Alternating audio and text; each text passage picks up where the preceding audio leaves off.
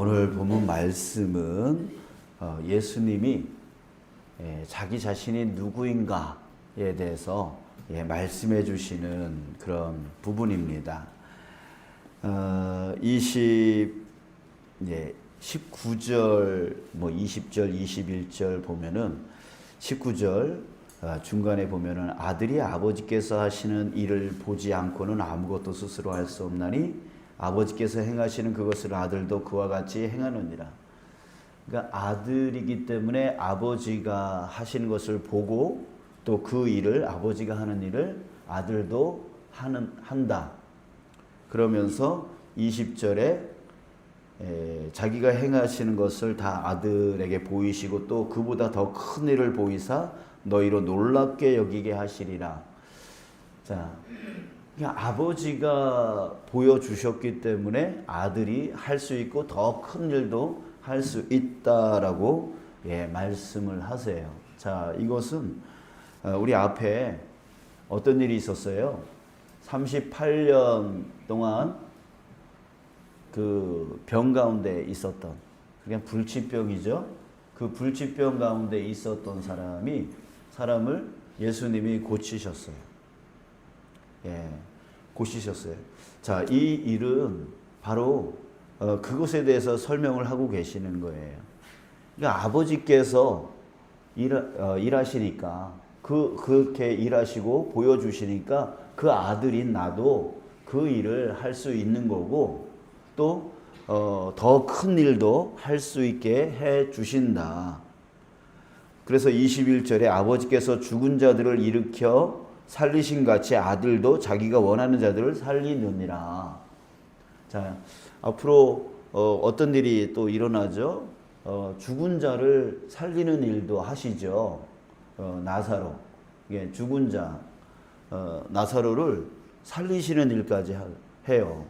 그러니까 이렇게 할 수 있는 이유는 뭐냐면 아버지께서 할 수 있도록, 그 아들이 할 수 있도록 해 주시기 때문에, 더 큰 일도 할 수 있기 때문에, 그렇게 할 수 있도록 그렇게 도우시기 때문에 할 수 있는 거다. 자, 이런 말씀을 하시는 거예요. 자, 여러분, 참 무서운 병이 있어요. 뭐냐면, 우리 사람들이 암, 이것이 제일 무서운 병이다 라고 얘기를 하지만, 사실은 제가 그것을 지금 겪고 있는데, 참 어떻게 보면 은혜롭고 감사가 넘치는 시간이기도 해요.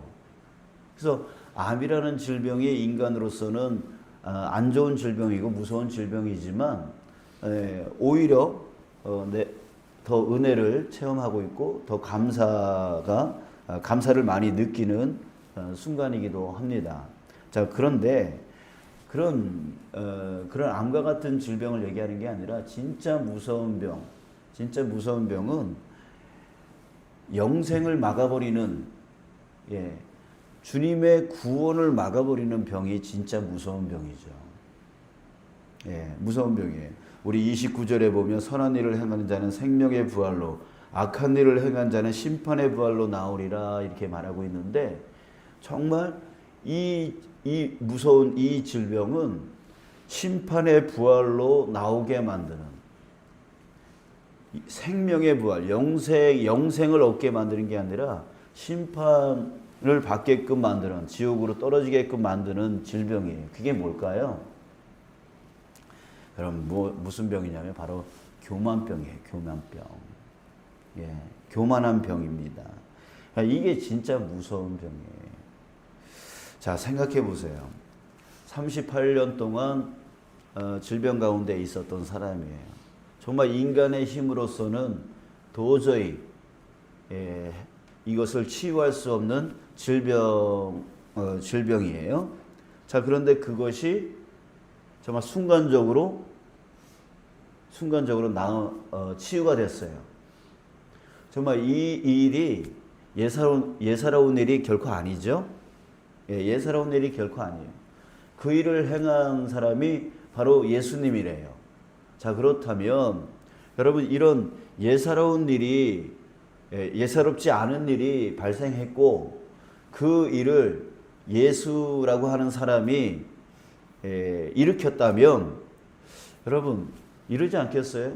아니 어떻게 저런 일이 일어날 수 있지? 또 그 놀라운 일을 행한 그 사람 예수를 향해서 아니 저 사람이 어떤 사람이지? 여러분 궁금해해야 될 일 아니에요?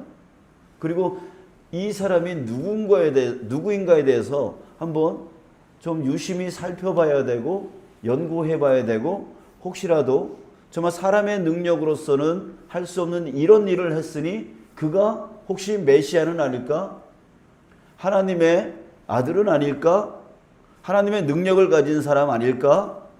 이 정도까지는 의심하고 좀 생각해 봐야 되는 거 아니에요?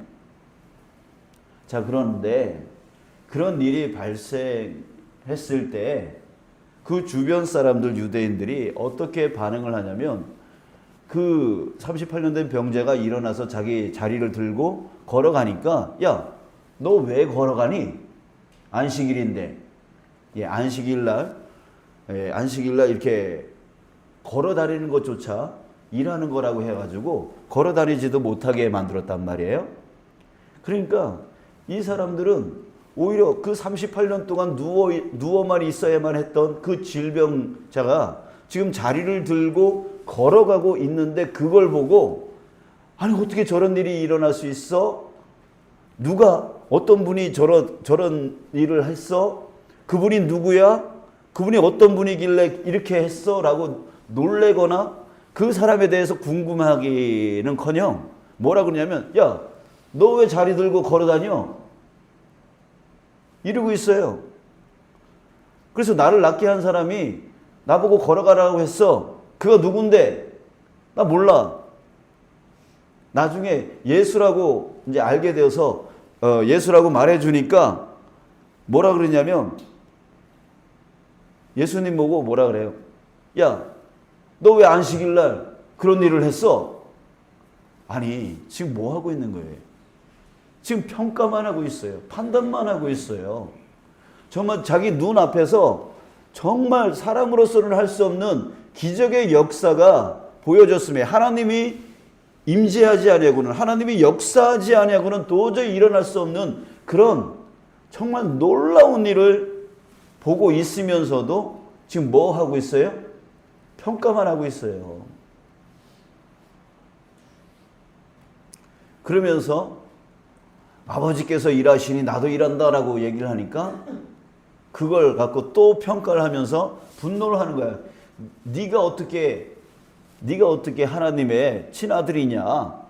네가 어떻게 하나님과 동종될 수 있느냐? 자, 이렇게 하고 있는 거죠. 자, 여러분, 이게 뭐예요?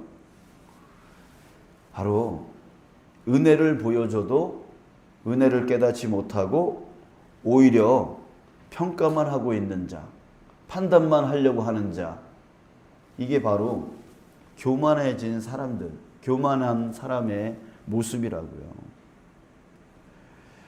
여러분, 언젠가 나 자신에게서 은혜가 사라졌다면, 내 주변에서 놀라운 일들이 변화의 역사가 저 도저히 변할 것 같지 않은 사람이 변화되어지고 정말 일어날 것 같지 않은 그런 일들이 주변에서 일어나는 그런 것들을 보아도 별로 감흥이 없고 내 안에 그 은혜에 대한 갈급함이 없고 그저 에이 저거지 뭐 저거지 뭐 그냥 평가만 하고 있는 판단만 하고 있는 그래서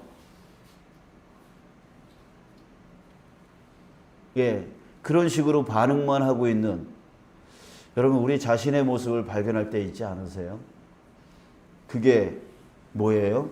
바로 가장 무서운 교만병. 교만병이 있는 거예요. 여러분 우리 자신의 모습이 그러고 있지 않나라고 하는 거예요. 말씀을 들어도 뭐 그건 그거지 뭐. 또 내가 알고 있는 말씀 또 전하네. 말씀 앞에 우리 찬송처럼 주님 앞에 내가 엎드려서 내가 알고 있는 그 말씀이라도 그 말씀 앞에 내가 엎드려서 그 말씀, 오늘 나에게 주시는 말씀이구나 라고 하는 그 겸손함으로 그 은혜의 말씀으로 내가 받아 먹지 못하고 내가 안다라는 것 때문에 그 말씀을 고개 뻣뻣이 들고 나 알아. 나 저 말씀 알아. 또 말씀 저 말씀이네. 예, 이런 식으로 우리가 평가만 하고 있고 판단만 하고 있다면 여러분 우리 자신이 지금 어느 상태에 어떤 질병에 걸려 있어요? 가장 무서운 질병 바로 교만병에 걸려 있는 거예요. 자, 여러분 우리 주님 앞에 항상 엎드릴 수 있는 자 되어지길 원합니다. 주님 앞에 항상 초보자, 초신자의 모습이 되어지길 원합니다. 우리 목회자들이 이런 말이 있어요. 단상단하라고 하는 말이 있어요. 단상. 그러니까 강대상에 올라간 것과 강대상에서 내려왔을 때의 모습, 그 모습에 대해서 항상 선배 목사님들이 후배 목사님들에게 가르치는데요. 단 위에 올라갔을 때는 하나님의 대언자이지만 단 아래로 내려왔을 때는 다시 성도가 되어야 된다고 하는 거죠. 그러니까 항상 그 겸손을 잃어버리면 안 된다라고 하는 거예요. 자기가 단상에 올라갔을 때는 성도들이 다 들어주니까 자기가 뭔가 대단한 사람이 된 것처럼 강대상에서 내려와도 막 권위주의적으로 자기 막 하려고 하는 그런 교만한 자 되어져서는 안 된다라고 하는 것을 가르쳐 줍니다. 여러분 우리도 정말 항상 조심해야 될 게 뭐냐면 신앙생활을 오래 하다 보면 나도 모르게 이 질병 가운데 빠질 수 있어요. 그래서 우리가 항상 깨어 있어야 돼요.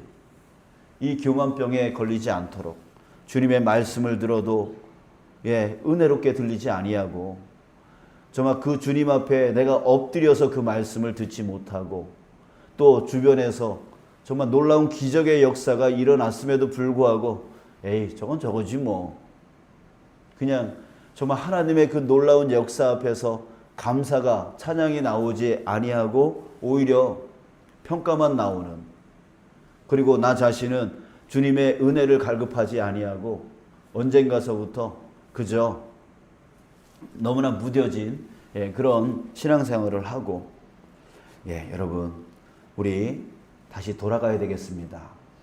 신앙 초심으로 돌아가야 되겠습니다. 그래서 주님 앞에 엎드려서 주님의 은혜를 구하고 오늘도 주님 내 삶 가운데 역사하여 주셔서 내 주변에 사람들에게 역사하여 주셔서 주님이 얼마나 놀라우신 분이신지를 보여주시옵고 이끌어 주시옵고 함께 해달라고 주님의 말씀 앞에 항상 초심의 마음 가져 정말 아는 말씀일지라도 그 말씀 오늘 주신 것을 깨닫고 그 말씀 따라 나가 정말 열매를 먹어 나갈 수 있는 그 삶을 살게 해달라고 우리가 항상 그 겸손을 유지해 나갈 수 있는 그렇게 돼야지만 정말 우리 오늘 이 예수님이 자기 자신을 여기 보면은요 23절 이는 모든 사람으로 아버지를 공경하는 것 같이 아들을 공경하게 하려 하심이라 라고 했어요. 주님을 향한 그 공경한 마음이 사라져버리는 거죠. 사라져버리는 거예요. 그러니까 아들을 공경하지 않는 것은 그를 보내신 아버지도 공경하지 아니하느니라 이렇게 말씀하고 있어요. 여러분 우리에게 다시 한번 신앙 초심으로 나아가서 정말 우리 예수님을 공경할 수 있는 자, 은혜를 사모하며 갈급하며 살아갈 수 있는 자, 주변에서 놀라운 기적을 봤을 때 하나님이 역사하셨구나, 주님이 역사하셨구나 라고 하는 것을 깨닫고 감사와 찬양이 터져나올 수 있는 자, 주님의 말씀 어떤 말씀이 선포될지라도 내가 아는 말씀일지라도 그 말씀 앞에 엎드려 그 말씀을 오늘 나에게 주신 그 주님의 은혜에 감사하며 그 말씀 따라 살아갈 수 있는 자 되어지기를 주님의 이름으로 축복합니다.